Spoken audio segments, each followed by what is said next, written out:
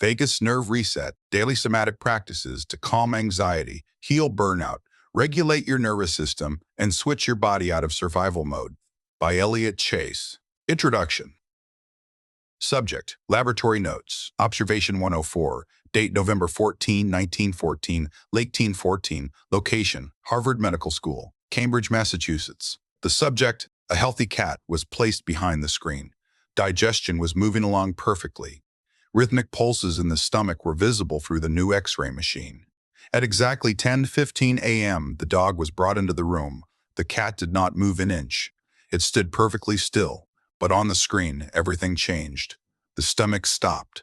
The pulsing stopped. It was as if the digestive system had simply vanished or turned to stone. Even after the dog was removed, the cat's stomach remained frozen for several minutes. The body had shifted its power elsewhere. The energy for food was now the energy for war. Dr. Walter Cannon sat in his dim lab at Harvard, watching the glowing screen of the X-ray. He was looking at something no human had ever seen before. He wasn't just looking at a cat's stomach. He was looking at the birth of a concept that would define the next 100 years of human stress. He called it fight or flight. He realized that when a creature feels a threat, the brain sends a lightning-fast signal to the rest of the body. It tells the heart to beat like a drum. It tells the lungs to gasp for air. And most importantly, it tells the housekeeping parts of the body, the parts that digest food, heal wounds, and help us sleep, to shut down immediately. In 1915, Dr. Cannon published his findings in a book called Bodily Changes in Pain, Hunger, Fear, and Rage. He proved that our nerves are messengers. They carry news of the world to our organs. If the news is bad, the body prepares for a fight. If the news is bad, the body prepares for a fight. If the news is good, the body settles. The problem is that today, for many of us, the dog never leaves the room. The ghost in the machine. You might know the feeling of being tired but wired. It is time 2 p.m. on a Tuesday. You are sitting in a comfortable chair. You are in a safe office or a quiet home. There are no tigers. There are no barking dogs. There are no physical threats to your life. Yet your heart is thumping against your ribs. Your breath is shallow, barely reaching the top of your chest. Your stomach feels like it is tied in a hard, cold knot. You try to focus on a simple email, but your brain feels like it is filled with thick, gray fog. You feel a strange buzz in your skin, an invisible electric current that won't let you sit still, yet you are too exhausted to actually move. This is the survival mode epidemic. In our modern world, the dog in the room has changed. It is no longer a predator with teeth. Now, it is a notification on your phone. It is a deadline from a boss who uses too many exclamation points. It is the sound of a news anchor talking about a crisis. It is the sound of a news anchor talking about a crisis. It is the pile of laundry that never seems to get small. Our nervous systems are very old. They were designed for a world where danger was a physical thing you could run away from. But today, the danger is everywhere and nowhere. Because we can't run away from an email or fight a bank statement, the fight or flight response stays turned on. We are living in a state of emergency that never ends. When you stay in the state for too long, your body begins to pay a heavy price. This is where burnout comes from. This is why your sleep feels like a light doze instead of a deep rest. This is why you might feel snappish or irritable with the people you love most. Your body is doing its job too well. It is trying to save your life from a threat that doesn't have a body. The 3 a.m. shadow. Elena Rodriguez sat on the edge of her bed in a small studio apartment in Seattle. It was 3:12 a.m. Outside, the soft Seattle rain tapped against the glass, a sound that should have been soothing. But inside Elena's chest, a different storm was brewing. At 34, Elena was a senior project manager at a high-speed finance tech firm. She was the person who kept everyone else on track. She was the one who never missed a detail. Her colleagues called her the machine. But lately, the machine was breaking. Earlier that evening, she had visited her father. He was getting older and lived in a suburb nearby. She had spent 2 hours cleaning his kitchen, organizing his heart medication, and listening to him complain about the neighbor's fence. She loved him, but every visit felt like another weight added to her backpack. Now, in the dark of her room, she felt a phantom vibration in her leg. She reached for her pocket, but she wasn't wearing pants with pockets. She wasn't even holding her phone. Her nervous system was so used to the ping of a new problem that it was making them up. Elena's chest felt tight, like a heavy book was resting on her sternum. Her mind was racing through a list of things she had forgotten to do: send the Q3 projections to the board, call the plumber for her father's sink, reply to the 3 urgent Slack messages she saw before closing her laptop, buy more ginger tea for her stomach, which had been cramping for 3 days. She tried to take a deep breath, the kind she had read about in a magazine. She inhaled, but it felt like her lungs hit a wall halfway through. She tried to tell herself, just relax, everything is fine. But her body didn't believe her. Elena was trapped in a cycle she couldn't think her way out of.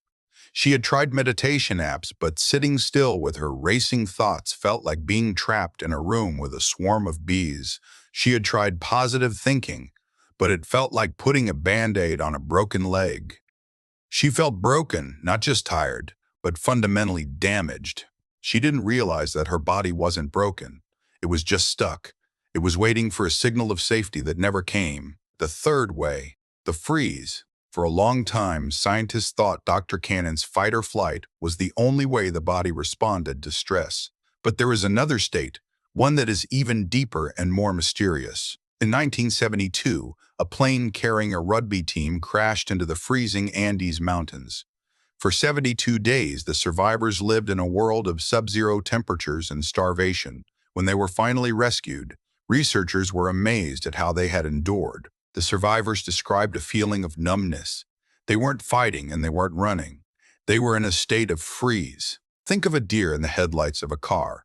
The deer doesn't run. It doesn't fight the car. It becomes a statue. This is the body's last-ditch effort to survive when it believes there is no escape. It shuts down the systems even further. It numbs the pain. It slows the heart to a crawl. It creates a feeling of being spaced out or disconnected from reality. Many people who suffer from chronic burnout aren't just in fight or flight. They have moved into freeze. They feel heavy. They feel like they are moving through molasses. They feel numb to the things that used to make them happy. This is the body's way of saying, I can't handle any more. I'm going to turn off the lights until the danger passes. Whether you are tired but wired, fight or flight, or heavy and numb, freeze, the solution is the same. You have to talk to your nervous system in a language it understands. The secret switch, the vagus nerve. Your brain and your body are connected by a massive information highway. The most important road on this highway is the vagus nerve. The word vagus means wandering in Latin. It is a perfect name. This nerve starts at the base of your brain and wanders all the way down through your neck, past your heart and lungs, and deep into your belly. It touches almost every major organ in your body. The vagus nerve is the biological brake pedal. When you are in a state of alarm, your sympathetic nervous system has its foot floored on the gas pedal. Your heart is racing and your body is burning fuel like crazy. To stop this, you don't need to think about being calm. You need to engage the brake. The vagus nerve is how you send the signal. The dog has left the room. It is safe to digest. It is safe to sleep. It is safe to heal. The most amazing thing about the vagus nerve is that it is a two-way street. Only 20% of the signals go from the brain down to the body. A massive 80% of the signals go from the body up to the brain. This is why thinking doesn't work when you are anxious. Your brain is getting a 3 a.m. report from your gut and your heart saying, we are in danger. No matter how many times you tell yourself you are fine, your brain believes the report from the body. To change your mind, you have to change the report. You have to use your body to talk to your brain.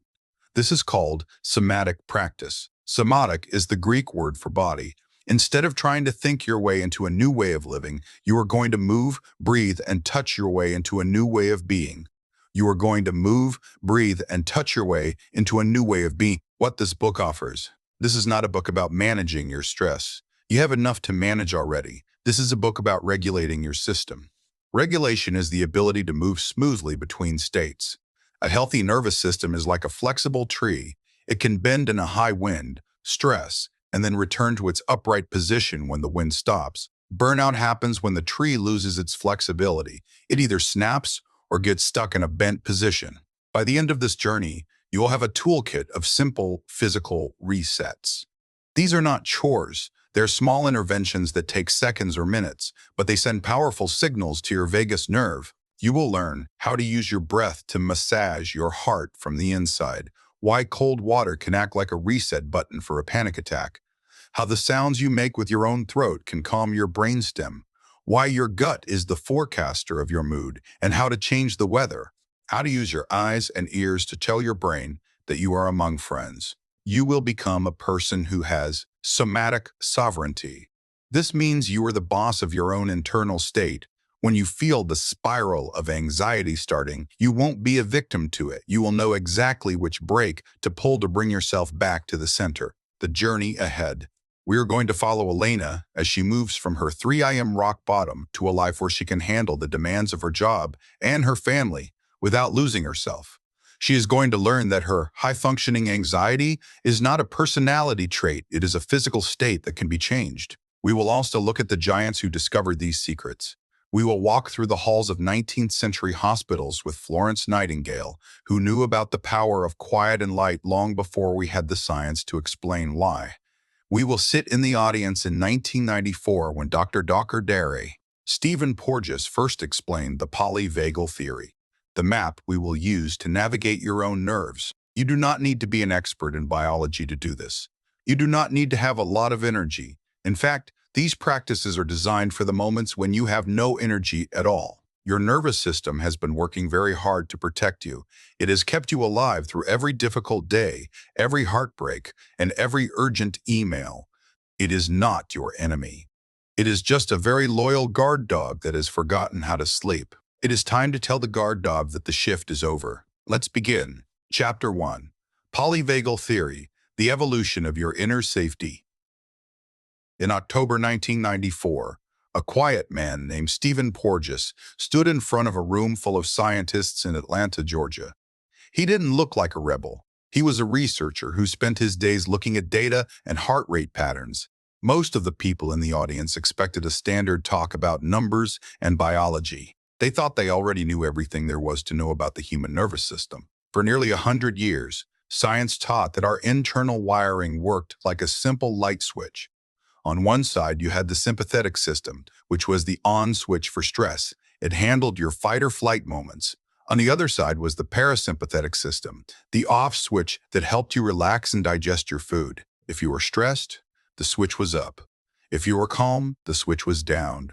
It was a neat, tidy theory that doctors used to explain everything from heart attacks to anxiety. But Porges had found a problem. He had been studying newborn babies, and he noticed something that didn't fit the light switch model. Sometimes, when a baby was under a lot of stress, their heart rate didn't speed up to fight or run. Instead, it dropped dangerously low. According to the old rules, a slow heart rate meant the baby was relaxed. But these babies weren't relaxed. They were in a life-threatening state of shutdown. Porges realized that the off switch had a dark side. He discovered that the vagus nerve, the long nerve that connects your brain to your heart, lungs, and gut, wasn't just one single path. It was actually two different paths bundled together. These two paths did very different things. This discovery changed everything. It meant that our bodies don't just have two modes, stressed or relaxed. We actually have a hierarchy of 3 different states. Porges called this the polyvagal theory. The word poly just means many, and vagal refers to that master nerve. This theory is the map that explains why your brain sometimes fogs up during a meeting, why you might feel like a statue when someone yells at you, or why a simple hug can make a terrible day feel okay again. The 3 rungs of the inner ladder. To understand how your body decides to feel, imagine a ladder. Your nervous system moves up and down this ladder all day long based on what it thinks is happening in the world around you. At the very top of the ladder is the ventral vagal state. This is the newest part of our nervous system, and it is unique to mammals like us. Porges called this the social engagement system. When you're on this top rung, you feel safe. Your heart beats at a steady, calm pace. Your breath is deep. You can look people in the eye, listen to what they are saying, and feel a sense of connection. This is where your biological brake is working perfectly. It keeps your heart from racing, allowing you to stay cool, calm, and collected. When you are at the top of the ladder, you are capable of high-level thinking. You can solve problems, be creative, and feel empathy for others. This is the only state where your body can truly heal, repair its cells, and digest food properly. But life happens. Maybe a car cuts you off in traffic, or you get a scary-looking email from your boss. When your body senses a threat, it drops down to the middle rung, the sympathetic state. This is the fight-or-flight zone. Your body slams the biological brake off. Your heart rate jumps. Your blood moves away from your stomach and into your muscles so you can run or swing your fists. You aren't interested in a friendly conversation anymore. You are looking for an exit or a fight. On this rung, the world looks dangerous. A neutral comment from a friend might sound like an insult. You are mobilized for action. The real trouble happens when the threat feels too big to fight and too fast to run from. If your system feels completely overwhelmed, it drops to the very bottom of the ladder, the dorsal vagal state. This is the oldest part of our brain, a relic from the time of the dinosaurs. It is the freeze response. When you drop to this bottom rung, your body tries to save you by shutting everything down. Your heart rate drops, your blood pressure falls, and you might feel numb or spaced out. You aren't fighting and you aren't running. You are disappearing. This is the state of exhausted but can't sleep and brain fog. It is a survival trick designed to make you look dead to a predator or to numb the pain of a disaster. The lizard and the monkey. To see how these runs work in the real world, we can look at the difference between a reptile and a mammal. Imagine a lizard sitting on a rock. A hawk flies overhead. The lizard doesn't try to negotiate with the hawk. It doesn't look for a friend lizard to talk to. It has two choices: run away, sympathetic, or go completely still and hope the hawk doesn't see it. Dorsal. If the lizard gets too cold or too scared, it just shuts down. It doesn't have the top rung of the ladder. It lives its whole life in the bottom two zones. Now, imagine a group of monkeys. If a hawk flies over, they scream to warn each other. They huddle together. They use their social engagement system to find safety in numbers. After the danger passes, they groom each other. They pick at each other's fur and make soft sounds. This physical touch and vocalizing sends a signal through the vagus nerve that says, "The hawk is gone. We are safe now. You can come back to the top of the ladder." As humans, we are super mammals. We have the most advanced social engagement system on the planet. We are literally wired to use other people to help us stay calm. This is called co-regulation. We use the tone of someone's voice, the expression on their face, and the tilt of their head to tell our nervous system that everything is okay. When we are stuck in burnout or chronic anxiety, it is often because we have lost access to that top rung. We are living like the lizard, constantly scanning for hawks and feeling like we have to handle every threat all by ourselves. The still face and the need for connection. In 1975, a researcher named Edward Tronick showed exactly how much we depend on this top-rung connection. He conducted a famous study called the still face experiment. In the experiment, a mother sits down to play with her baby. They are both at the top of the ladder. The mother smiles, coos, and points at things. The baby laughs, reaches out, and mirrors her expressions. Their vagus nerves are expressions. Their vagus nerves are talking to each other, creating a loop of safety and joy. Then, the researcher asks the mother to stop.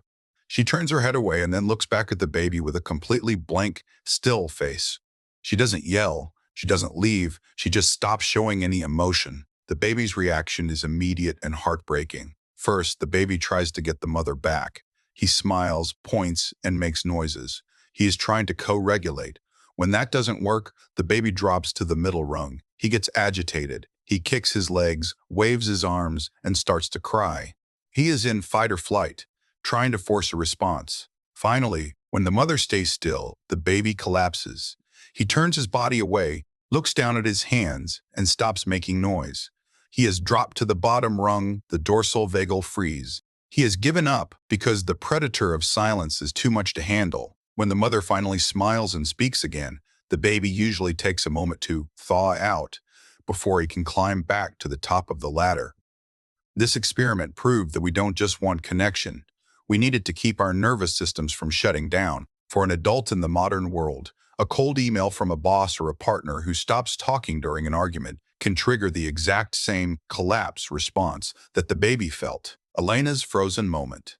Elena Rodriguez sat in her home office in Seattle, the blue light of the laptop screen reflecting in her tired eyes. It was 2 p.m. on a Tuesday, and she was in the middle of a high-stakes Zoom meeting with the executives of her firm. Her boss, a woman named Sarah, who was known for being efficient but rarely smiled, was sharing a spreadsheet full of red numbers. "Elena," Sarah said, her voice flat and sharp, "the project timeline has shifted. I need to know exactly how you plan to recover those 3 weeks by the end of the day. Can you walk us through your strategy?" Suddenly, the room felt very cold. Elena's heart didn't race. It felt like it stopped. Her throat tightened, making it hard to swallow. She looked at the grid of faces on the screen, and they all looked like predators. She knew she had a plan. She had written it down that morning. But her mind was a total blank. It was like a thick fog had rolled into her brain, erasing every thought. "Elena?" Sarah prompted.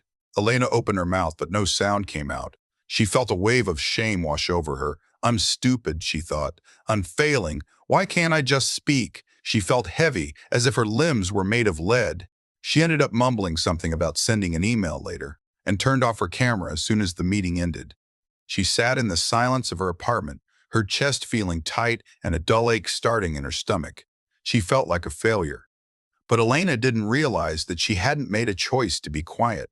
Her nervous system had performed a neuroception of danger, the silent scanner. Neuroception. Porges coined the word neuroception to describe how our bodies scan the environment for danger. This is different from perception. Perception is something you do with your thinking brain. You perceive that the sky is blue or that your coffee is hot. Neuroception happens below the level of thought. It is your vagus nerve listening to the world. It listens to the frequency of a person's voice. It notices if someone's eyes are squinted or if their jaw is tight. It listens to the hum of the air conditioner or the sound of a distant siren. In that meeting, Elena's neuroception picked up on Sarah's flat voice and the lack of warmth in the digital room. To Elena's ancient brain, that silence and lack of connection felt like the still face experiment.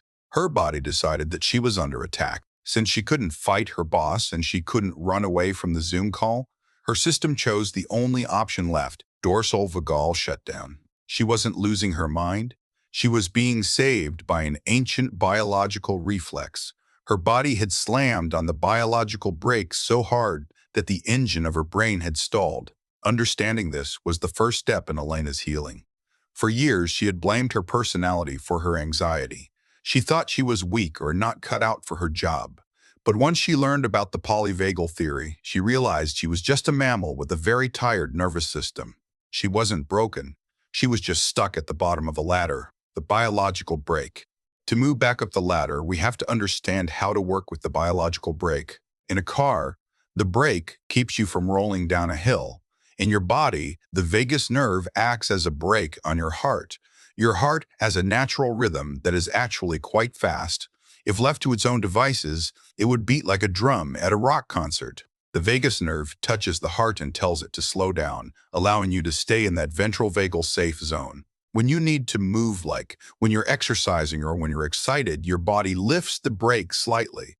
This allows your heart to speed up so you can have energy. This is a healthy use of the sympathetic system. The problem is that many of us have lost the ability to feather the brake. We either have the brake completely off, high anxiety, fight or flight, or we have slammed the brake so hard that we've skidded into a ditch, burnout/freeze. The goal of vagus nerve work isn't to stay at the top of the ladder every second of the day. That's impossible.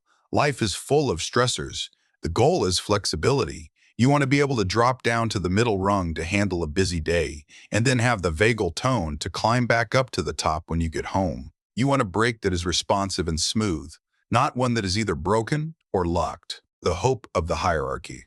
The most important thing Porges taught the world in 1994 was that our nervous system is a hierarchy.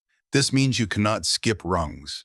If you are at the bottom of the ladder, dorsal vagal freeze, you cannot simply think positive and jump back to the top. You have to move through the middle. This is why, when you are deeply depressed or burnt out, you might suddenly feel a burst of anger or restlessness.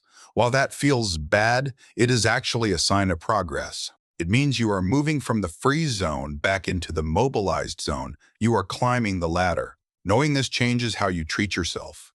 Instead of asking, "What is wrong with me?" you begin to ask, "Where am I on the ladder?" If you are in the sympathetic zone, you don't need a lecture on how to be calm. You need to move that energy out of your body.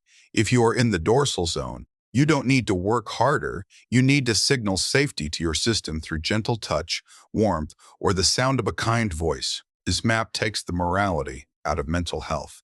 Being stressed isn't a character flaw. Being burnt out isn't a sign of laziness. These are simply different weather patterns of the nervous system. As Elena sat in her office after that frozen meeting, she took a long, slow breath. She didn't try to force herself to be happy. She just acknowledged where she was. I'm at the bottom of the ladder, she told herself. My body thinks there is a predator in the room. I am safe. I am in my apartment. I am okay. For the first time in 3 years, she didn't hate herself for freezing. She felt a tiny spark of something she hadn't felt in a long time. Curiosity. If her body had a ladder, she just had to learn how to climb it. She looked out her window at the gray Seattle sky. The fog was thick, but she knew the sun was still up there, somewhere above the clouds. She just needed to find the right tools to reach it. The journey out of survival mode doesn't start with a giant leap. It starts with a single, small realization. Your body has spent years trying to protect you. It has used the fight, flight, and freeze responses because it thought it was saving your life. You can stop fighting your own biology. You can stop blaming the lizard for trying to hide from the hawk. You are a mammal. You are wired for connection. You are built for safety. And the ladder is waiting for you to start the climb. Chapter 2. Why does the modern world keep us in a state of alarm? On a cold morning in 1936, a young researcher named Hans Selye walked into his laboratory at McGill University in Montreal. The air was crisp, and the stone buildings of the campus were dusted with snow. Hans was a man with a big goal. He wanted to find a new hormone, a chemical messenger in the body that no one had ever seen before. He had a collection of glass jars, some syringes, and a group of lab rats. Hans was not very good at handling the rats. He was a brilliant thinker, but his hands were a bit clumsy. Every morning, he would try to catch the rats to give them an injection of a special liquid he had made from cow organs. The rats did not want to be caught. They would scurry to the corners of their cages. Hans would chase them, sometimes dropping them on the floor or chasing them under the lab tables with a broom. It was a chaotic, messy process. After a few weeks, Hans looked at the rats to see if his new hormone was working. He found something shocking. The rats were very sick. They had bleeding sores in their stomachs, which we now call ulcers. Their immune systems had shrunk, and their adrenal glands, the little hats that sit on top of the kidneys, were huge and swollen. Hans was excited at first. He thought he had found the sickness hormone. But then he did something smart.